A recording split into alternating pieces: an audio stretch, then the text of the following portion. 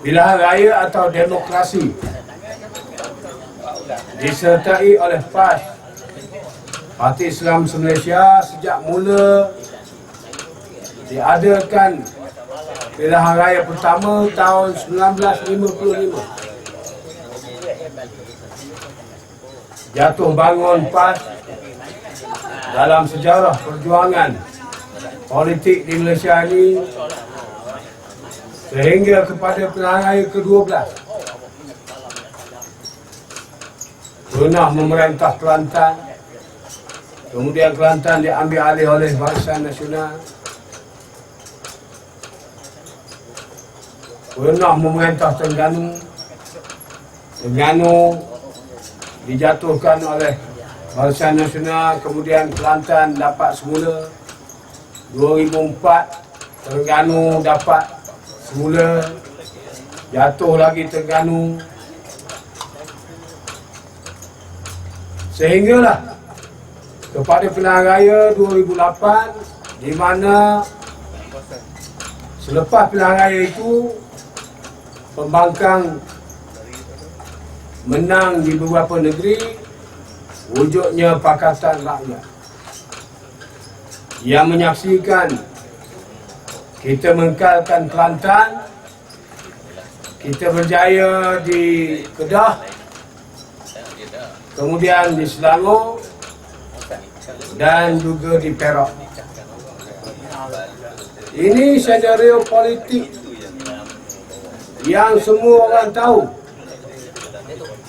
Maksud saya bahawa PAS tetap dengan ideologi perjuangan Islam mereka, kami yang telah diwacanakan oleh ulama-ulama, maka kita tidak mengambil cara yang lain dengan maksud kita mau menang dan memerintah melalui saluran yang ada, saluran demokrasi, kerajaan berperlembagaan, dan juga melalui majoriti di parlimen. Ini perjuangan kita, dan ulama-ulama PAS sudah mengkaji bahawa demokrasi sebenarnya memang ada di dalam Islam. Sebab itu kita mengambil jalan muwajahah silmiyah, iaitu berdakwah, mentarbiah masyarakat dan berpolitik atau bersiasah melalui cara demokrasi.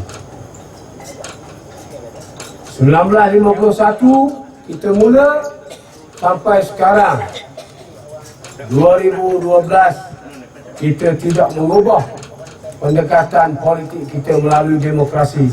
Bahkan gerakan-gerakan Islam dunia yang lain yang satu masa dulu mengambil jalan-jalan yang lain dalam pergerakan mereka, sekarang mereka menggunakan cara demokrasi untuk mereka mengubah kerajaan di tempat mereka. Yang terbaru ialah apabila Ikhwanul Muslimun atau Ikhwanul Muslimin di Mesir telah berjaya mengalahkan parti pimpinan atau peninggalan Husni Mubarak, parti peninggalan Anwar Sadat, parti peninggalan Jamal Abdul Nasir, yang dalam daripada tahun 40-an lagi Ikhwanul Muslimun bergerak sehingga 2012 mereka dipilih oleh rakyat dan dapat kemenangan di Mesir melalui jalan pilihan raya. Di Turki melalui jalan pilihan raya. Satu masa dulu di Lebanon, Hizbullah menang dengan jalan pilihan raya. Di Morocco sekarang Parti Islam menang dengan pilihan raya. Satu masa dulu PIS Parti Islam menang dengan pilihan raya, menunjukkan kepada kita bahawa demokrasi kalau diurus dengan betul, insya-Allah Parti Islam juga boleh menang melalui pilihan raya. Dicontohkan di negeri kita ini, di tempat kita, bagaimana Kelantan daripada tahun 1990 sampai sekarang 22 tahun lebih kurang tetap ataupun boleh memerintah dengan jalan demokrasi. Sama ada apa-apa jalan yang diambil oleh manusia di atas dunia untuk memerintah, maka kita nak mengingatkan tanggungjawab kita sebagai orang Islam bahawa apa yang kita buat di atas dunia akan dinilai oleh Allah Subhanahu Wa Taala di hari akhirat. Dia merupakan satu amanah. Kekuasaan adalah satu amanah. Sebab itulah Rasulullah SAW menasihatkan Abu Zar pada satu masa dulu. Rasulullah menyebutkan, innaha amanatun wa innaha yaumal qiyamah nadamatun. Kepimpinan itu satu amanah, tanggungjawab, maka amanah dan tanggungjawab kepimpinan itu akan menjadi penyesalan di hari akhirat jika sekiranya kita tidak melaksanakan amanah yang diberikan kepada kita untuk mengurus tadbir manusia melalui jalan politik. Begitu juga bila kita mengambil demokrasi, kita meraihkan lawan-lawan politik kita dengan makna tuan-tuan boleh bebas untuk memilih mana-mana parti. Sebab itu adanya pilihan raya. Sebab itu adanya pengundian. Kerana tuan-tuan boleh pilih mana-mana parti yang tuan-tuan suka, yang halal, yang berdaftar di Malaysia. Jadi tidak timbul soal bahawa parti PAS, Pakatan Rakyat masuk ke Perda untuk menghasut orang supaya membenci kerajaan dan sebagainya. Bukan tujuan kita. Tujuan kita nak memberitahu dasar matlamat dan perjuangan kita supaya tuan-tuan boleh sokong kita. Berdasarkan amanah tadi. Amanah akan dikenakan disoal kepada pemimpin, amanah juga akan disoal kepada orang yang mengundi.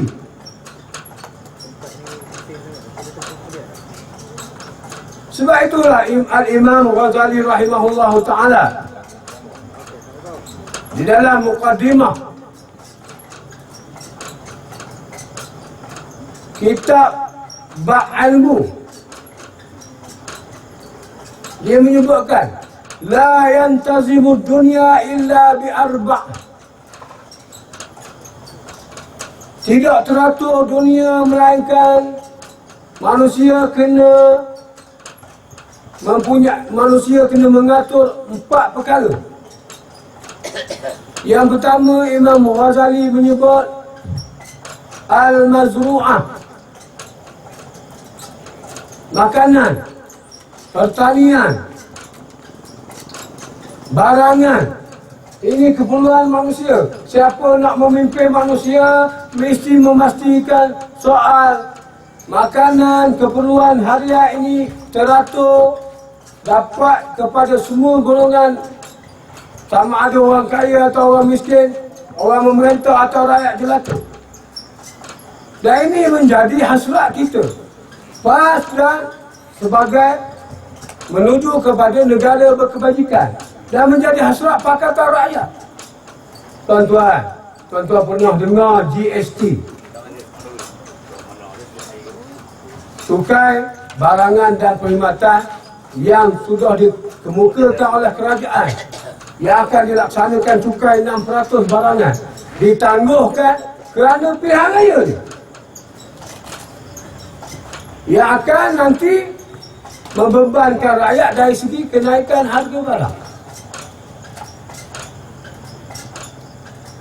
Maka kita Pakatan Rakyat, kita PAS dalam usaha untuk memberi kesamaan dan keadilan dan juga negara berkebajikan, kita memerhati perkara ini, soal inflasi, soal harga barang, soal kenaikan petrol, soal duit jadi kecil, barang jadi mahal. Keutamaan kita untuk kita ubah jika tuan-tuan memilih Pakatan Rakyat dalam pilihan raya yang akan datang.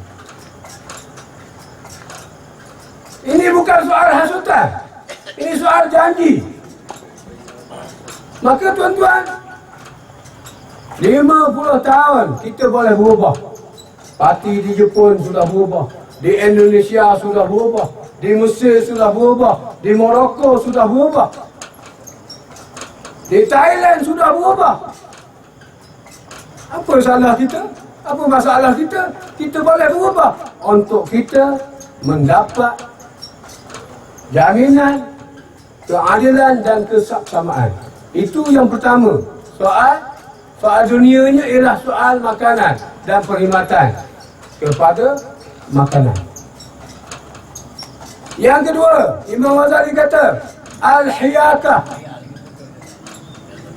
Kerajaan kena menyambil soal pakaian dengan makna bahawa memang menjadi hasrat PAS.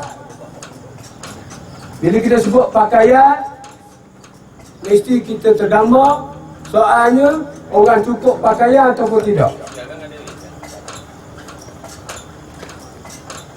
Yang pertama maknanya orang miskin kena dibantu. Kerajaan pun mendakwa, dia pun bantu orang miskin. Betul. Yang kedua, soal pakaian. Jangan orang Islam pakaian ada tapi mereka tak pakai. Dengan makna masalah moral dan akhlak. Ini antara perubahan yang kita nak.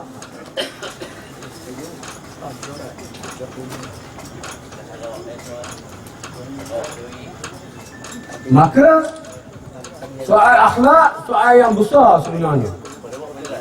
Untuk mendidik diri kita serta generasi kita supaya sebenarnya perjuangan kita Parti Islam nak menyelamatkan manusia di dunia dan menyelamatkan manusia di hari akhirat, insya-Allah. Yang ketiga, al-bina. Imam Ghazali sebut penempatan perumahan kebajikan kepada generasi kita. Ini diperjuangkan oleh Pakatan, oleh PAS.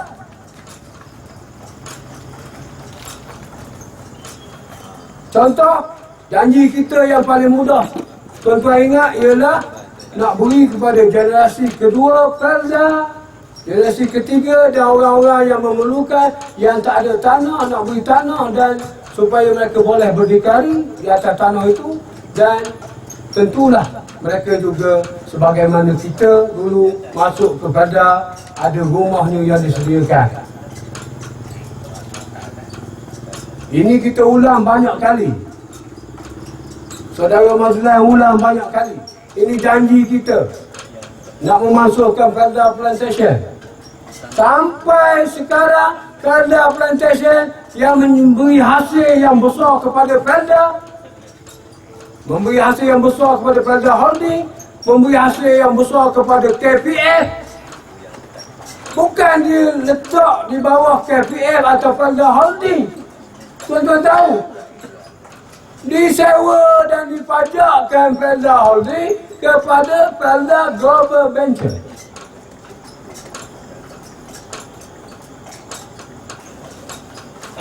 Kita janji nak beri generasi kedua. Tak apalah kita sebagai ayah ni dapat, yang kita dapat diberi itu tak apalah. Tapi matlamat yang akhir, yang jauh ialah bagaimana kita nak menyelamatkan generasi kita. Pakatan Rakyat secara secara bersungguh-sungguh untuk mencari jalan bagaimana supaya generasi kedua dan ketiga ini ada pembelaan dari sudut penempatan dan juga pekerjaan mereka. Lalu keluar dalam buku jingle, kita nak bubarkan Pelda Plantation. Diambil tindakan oleh kerajaan, bukan saja diletak Pelda Plantation yang menjadi hasil yang besar tadi, tapi disewa atau dipajak. Berpusing. Tak apalah awak nak pajak, awak berkuasa. Tapi kita datang kepada saudara Mazlan Alman pun dah sampai, kita beritahu sebenarnya ini satu pengkhianatan kepada amanah rakyat untuk kita, untuk generasi kita yang akan datang. Bersorak, oh ini kita nak jadi Pelda global, Pelda ni maju, Pelda ni bertaraf dunia dan sebagainya. Tak apalah, saya sebut mudah saja. Siapa nak sokong Pelda Global Venture, mana dia tak nak sokong generasi kedua di Reda. Hari ni, semalam perhimpunan Oreh, ni Saudara Mazlan akan sebut. Itu bersungguhnya kita sampai memoranda hantar kepada Yang di-Pertuan Agong.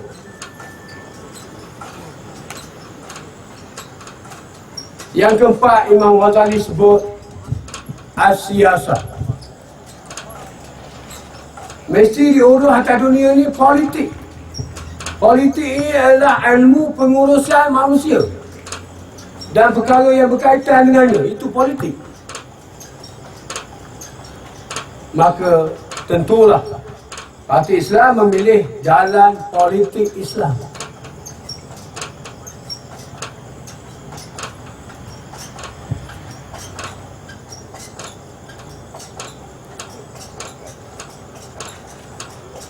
Jadi politik Islam yang kita bawa, kita gabungkan dengan politik Pakatan Rakyat yang mahu menselesa dan mengurus tadbir cara selamat, cara telus, cara benar masyarakat manusia, insya-Allah akan menjadikan negara kita ini negara yang berkebajikan dan negara yang sebenarnya tawaran kita bukan satu retorik.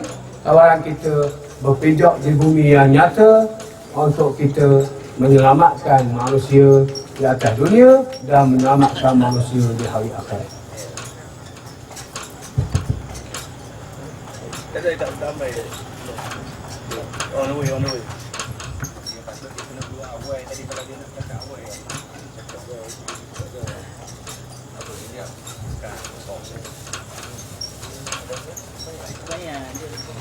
Jadi secara mudah, bila tiba pilihan raya, semua parti akan ceramah, semua parti akan kempen. Kita Pakatan Rakyat menyeru saudara-saudara, terutama generasi kedua, ambillah peluang untuk berubah dengan menyokong, mengundi dan berusaha untuk kita memenangkan Pakatan Rakyat.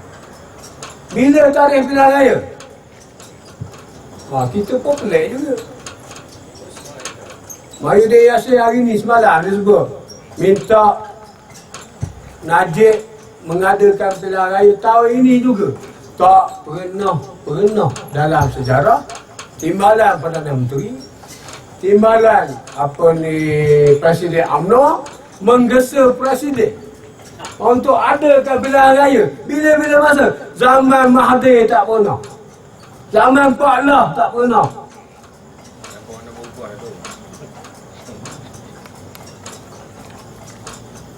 Zaman tu Hussein tak pernah. Zaman Tun Razak tak pernah. Zaman tu Abdul Rahman tak pernah.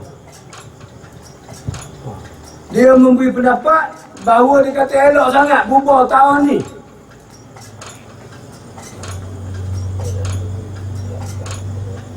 Yang PM dia menggunakan Hela. Hela macam mana? Menteri di Jabatan Perdana Menteri tu apa? Nazri Aziz.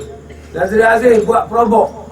Macam mana? Dia keluarkan kenyataan saya cadangkan tempoh tempoh pemerintahan cukup sampai 5 tahun.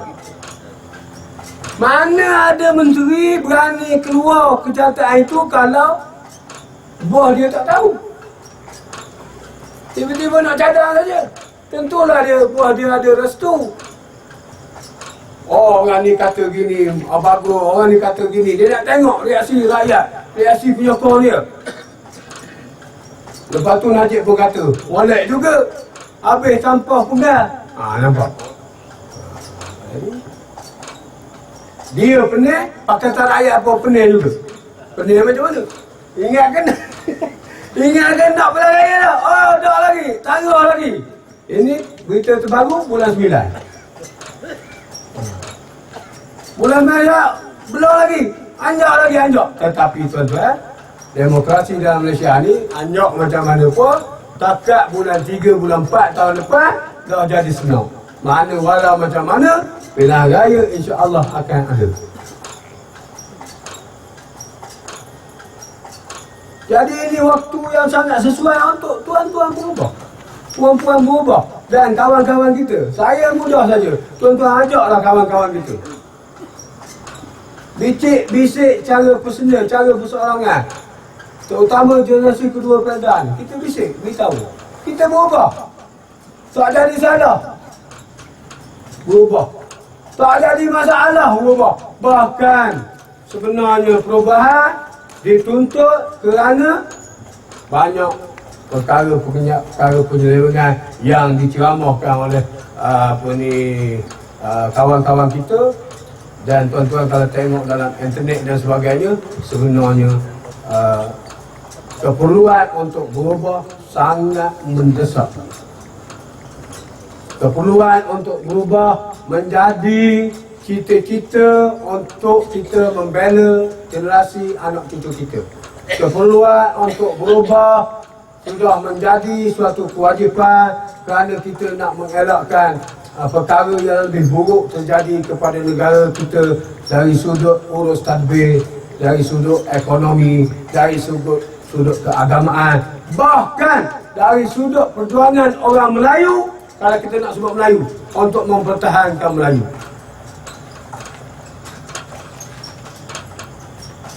Jadi beruruslah dengan manusia untuk kita mencapai cita-cita kita dengan cara yang baik. Maksud saya, pilihan raya kita boleh buat cara yang sangat baik untuk menukar kerajaan.